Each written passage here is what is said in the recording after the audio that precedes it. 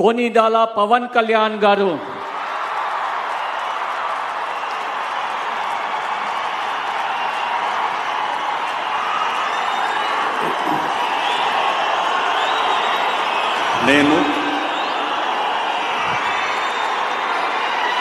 కొనిదల పవన్ కళ్యాణ్ అనే నేను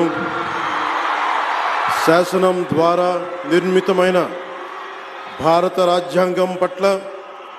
నిజమైన విశ్వాసం, విధేయత చూపుతానని, భారతదేశ సార్వభౌమాధికారాన్ని, సమగ్రతని కాపాడుతానని, ఆంధ్రప్రదేశ్ రాష్ట్ర మంత్రిగా